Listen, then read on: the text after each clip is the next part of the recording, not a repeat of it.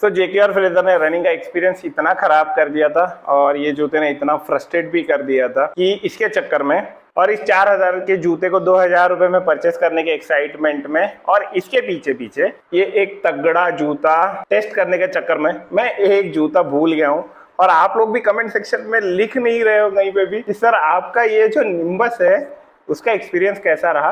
तो इस वाले जूते के बारे में आज बात करेंगे। इसके ऊपर मैंने टोटल 250 किलोमीटर करने के बाद जब जेके और फ्रेजर आया तो इसको मैंने रिटायर कर दिया और इसको मैंने वॉश करके रख दिया, बिकॉज जब भी मुझे कुशन या रिकवरी की जरूरत पड़ेगी, कोई भी जो बजट जूता है वो मुझे जब परेशान करेगा, जैसे कि मुझको इसके पहले रेटे फ्लो प्लस ने किया था एंड में जब उसका साइकिल खत्म होने आया था, तो मैंने फिर रिकवरी जूते के लिए इसको बैकअप करके रखा हुआ है। तो इसके लिए मैंने इसको अभी यूज करना बंद किया है। तो आज बात करेंगे ASICS निम्बस 27 के बारे में। इसको मैंने एक डील में परचेज किया था 5800 रुपए में और आज टोटली इसके ऊपर बात करेंगे कि ये जूता कहाँ पे स्टैंड करता है, किसको लेना चाहिए किसको नहीं लेना चाहिए, और ये टोटल 250 किलोमीटर में मुझे इसके बारे में क्या क्या चीजें अच्छी लगी, क्या क्या चीजें इसमें और इम्प्रूव हो सकती है। तो शुरुआत करेंगे इसके अपर से। तो अपर में लेसेस से पहले शुरुआत करेंगे, बिकॉज ये वाला जूता मैंने ASICS इंडिया से मुझे नहीं आया है। इसका जो सेलर है वो है HSA फैशन ट्रेडर। फ्लिपकार्ट पे अगर आप जाओगे तो आपको पता चलेगा कि उनका ये ऑथोराइज सेलर है, ऐसे कहा जाता है। लेकिन कुछ कुछ चीजें मुझे इसमें नहीं सही लगी, तो इसके ऊपर थोड़ा सा खुल के बात करेंगे। तो ये जो इसकी लेसेस है, इसकी जो लेंथ है, जब आप रनर्स नॉट जो होती है यहाँ पे जो एक्स्ट्रा एंकल होल्ड के लिए होती है, ये जब टाई करने की कोशिश करोगे तो ये शॉर्ट गिर जाती है। और मैं थोड़ा सा सरप्राइज हूँ कि ये वाले जूते की जो लेस है ये मुझे शॉर्ट महसूस हुई। मैंने कैसे कैसे तो इसको टाई किया, जस्ट बिकॉज ऑफ जब भी मैं स्लोप उतरता था तो इस जूते में मुझे होल्ड नहीं मिलता था, तो मेरा पूरा पैर बॉटम आउट होके ना यहाँ पे एक थोड़ा सा इसका हार्ड वाला पोर्शन है इससे टकराता था। तो स्टार्टिंग के पहले कुछ 7-8 दिनों में इससे टकरा के अगर आप इसको देखोगे तो यहाँ पे थोड़ा शेप चेंज हो गया है। जैसे कि बाकी सब जगह पे कहीं पे भी इसका शेप चेंज नहीं हुआ है, लेकिन मेरा जो फर्स्ट वाला जो फिंगर है वो वाला फिंगर टकरा के यहाँ की जो कोई भी प्रोटेक्शन थी वो प्रोटेक्शन उसने ब्रेक कर दी। और ये सबसे बड़ी दिक्कत थी। तो इसके लिए मैं ये कोशिश कर रहा था कि ये एंकल होल्ड वाला होल यूज करूं, लेकिन इसकी लेसेस शॉर्ट गिरी मुझको। तो थोड़ा सा सरप्राइज हूं कि ये वाले जूते की भी लेसेस अगर मैं टाई करूं तो इससे बड़ी है। इवन ये जो जेके और फ्रेजर है इसकी भी लेसेस इससे बड़ी है। तो ये थोड़ी सी शॉकिंग थी मेरे लिए। एक्सपीरियंस थोड़ा पूरा मेरा बिगाड़ दिया, क्योंकि मैं रनर्स नॉट इसके ऊपर टाई नहीं कर पाया एंड तक। फाइनली यहाँ पे ये जो पोर्शन है ये ब्रेक हो गया, लेकिन मैं रनर्स नॉट नहीं बांध पाया इसमें। तो थोड़ा सा ये चीज मुझे थोड़ी सी शॉकिंग लगी। सेकेंड चीज, इसके अपर में ही बात करेंगे, मतलब इसकी जो लेंथ है। तो ये जो लेंथ है ये मेरे पैर के मतलब 10 UK ही मंगाया था मैंने, लेकिन ये मुझे थोड़ा सा शॉर्ट जूता महसूस हुआ कि इसमें मेरा जो अंगूठा है ये यहीं पे रेस्ट होता था, तो मुझे ये थोड़ा सा आगे की तरफ से थोड़ा सा शॉर्ट लगा। इसके लिए मैंने एक वीडियो भी बनाई थी कि ये जूता जो आर्टिकल है ये ओरिजिनल है या डुप्लीकेट है। आर्टिकल ओरिजिनल है, लेकिन ये थोड़ा सा मुझे शॉर्ट लगा आर्टिकल, बिकॉज ये इतने जो सस्ते जूते हैं, ये 2000 रुपए में मैंने इसको परचेज किया था even red tape flow plus में। ये जो आगे का जो स्पेस होता है ये अच्छा खासा है, लेकिन ये इतना इंटरनेशनल ब्रांड होने के बावजूद भी ये एकदम टाइट फिट था इसका। स्टार्टिंग के कुछ दिन बहुत दिक्कत हुई, और ये जो पोर्शन है जहाँ पे आपको ये जो इसका प्रोटेक्शन है ये जो ब्रेक कर दिया है इसने, आफ्टर सम डेज जब 7-8 दिन हो गए मैं इसके ऊपर कंटिन्यू दौड़ना चालू कर दिया, उसके बाद मैं थोड़ा सा कंफर्टेबली इसके ऊपर दौड़ पाया। वैसे जूता अच्छा खासा दिखता है लंबा चौड़ा, लेकिन इसकी लेंथ मुझे शॉर्ट क्यों हुई मुझे नहीं समझ में आया। मैंने जाके बॉक्स पे एक बार वापस चेक भी किया कि भाई मैंने UK 10 ही मंगाया है या कुछ मुझसे गड़बड़ हुई, तो नहीं, बॉक्स पे अगर आप देखोगे अनबॉक्सिंग वाली वीडियो में तो UK 10 ही निकला वो।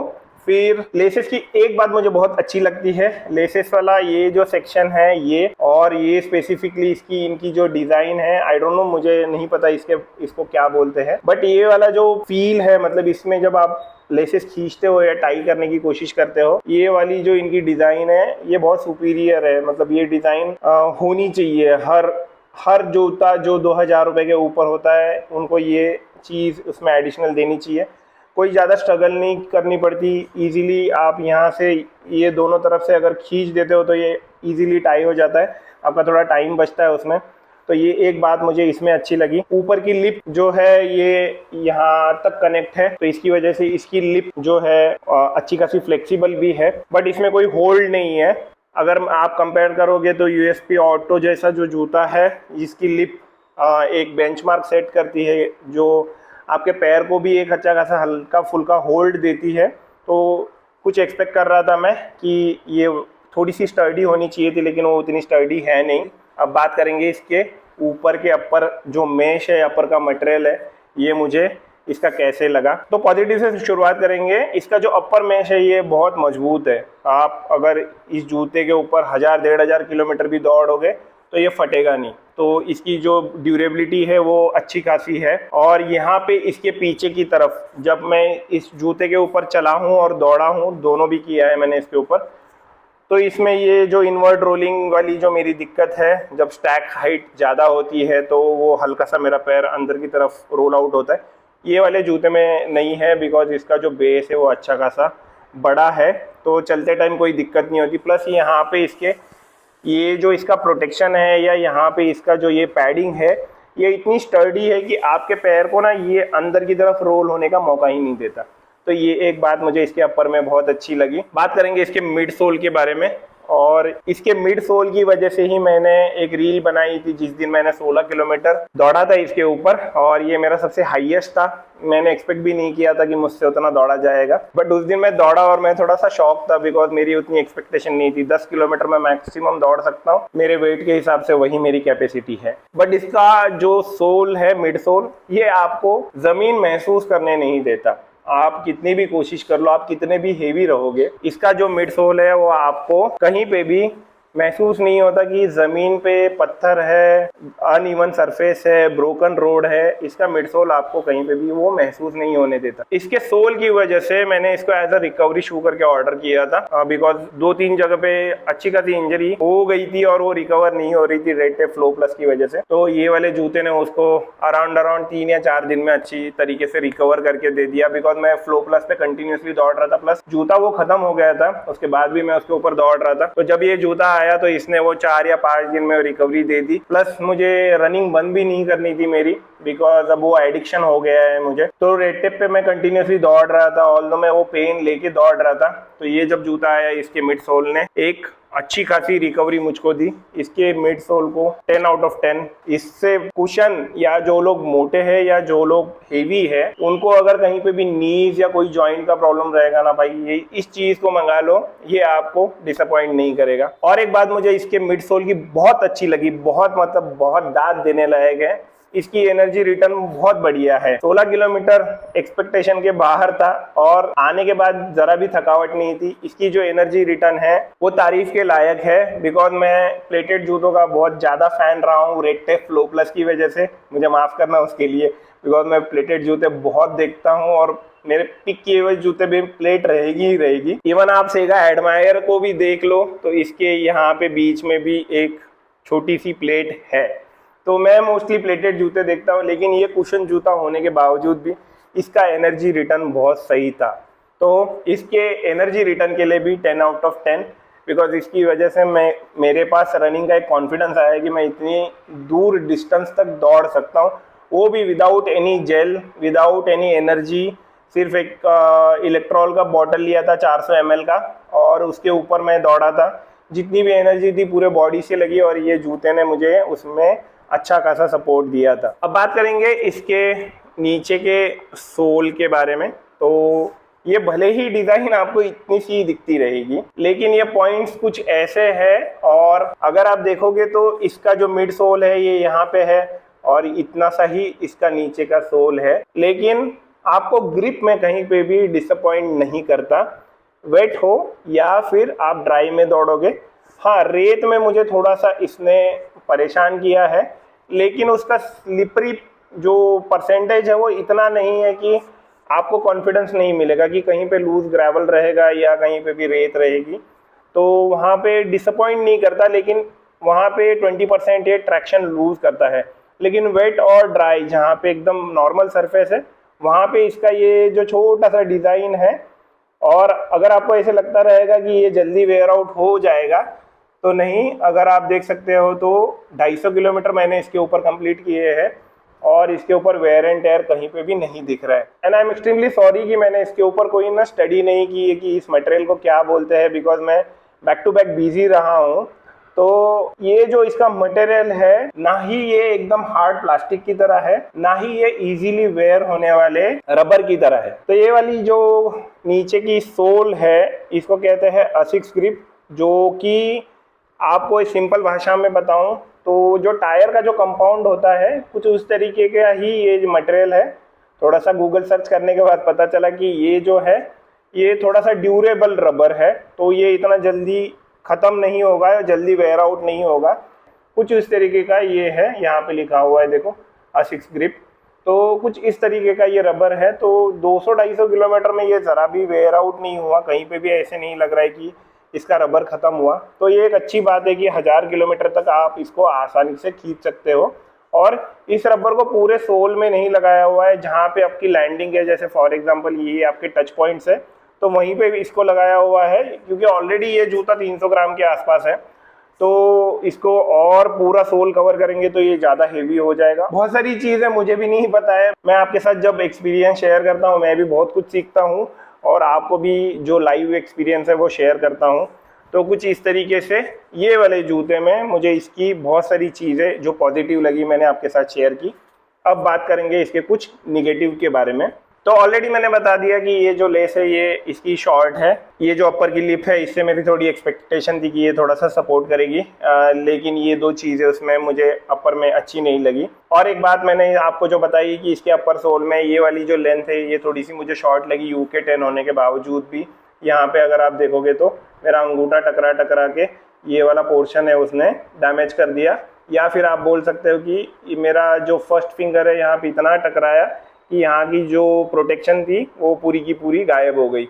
अब इसके अपर में एक बात जो सबसे ज़्यादा परेशान की मुझको, और दौड़ते टाइम ये चीज़ महसूस होती है, 2 किलोमीटर होने के बाद इसके अंदर हीट जनरेट होती है और वो हीट तीसरे किलोमीटर में इतनी हो जाती है कि आपको इसमें पेस कम करना पड़ता है। इसके लिए मैंने बीच में एक रील शेयर की थी, तब बताया था कि इसमें हीट अच्छी खासी जनरेट होती है। ये प्रीमियम जूता होने के बावजूद भी टॉप पे नहीं आ पाया वेंटिलेशन के मामले में। तो इसमें वेंटिलेशन बहुत ही मतलब पुअर है। आप बोल सकते हो कि अगर आप हेवी रनर रहोगे तो आपको महसूस होगा कि इसमें गर्मी बहुत महसूस होती है। और आपको मैं चौथे किलोमीटर के आसपास जब रहता हूँ तो मेरा पूरा स्पीड ड्रॉप कर देता हूँ, जस्ट बिकॉज ऑफ हीट अच्छी खासी अंदर जनरेट हो जाती है। और वो जो वेंटिलेशन या हवा पास होनी चाहिए, जो USP ऑटो में जो यहाँ से वहाँ तक हवा पास होती है, निम्बस 27 में नहीं होती। तो हीट बहुत जनरेट करता है इसका अपर का सोल डेंस होने की वजह से। अगर आप देखोगे तो आपको समझ में आएगा कि इसमें ना जो अंदर की तरफ एक अच्छी खासी पैडिंग है। ऑल दो ये वाला जो पोर्शन है, ये वाला जो ऊपर का जो पोर्शन है ये सिंगल लेयर्ड है, लेकिन हवा यहाँ से वहाँ पास जो होनी चाहिए वो इसमें नहीं होती। मिड सोल में एक बात मुझे इसकी अच्छी नहीं लगी, और ये एक्सपीरियंस मुझे एक ही बार आया है तो इसके ऊपर जज करना थोड़ा सा सही नहीं लगता, लेकिन मैं एक्सपीरियंस आपके साथ शेयर करता हूँ। तो जब मैंने वो 16 किलोमीटर दौड़े थे तो उसमें जब फर्स्ट 8 किलोमीटर्स कंप्लीट होने आए थे तो वो वाले जो रोड पे मैं दौड़ा था वहाँ पे एलिवेशन अच्छा खासा था। तो मुझे नहीं पता मुझे मेरी बॉडी का परफॉर्मेंस का इशू था या सोल का, लेकिन 8वें किलोमीटर में मुझे महसूस हो गया था कि इसका ना जो सोल है वो बॉटम आउट हो गया था। और फिर एक 100 मीटर के लिए ना मैंने मेरी रनिंग रोक दी थी।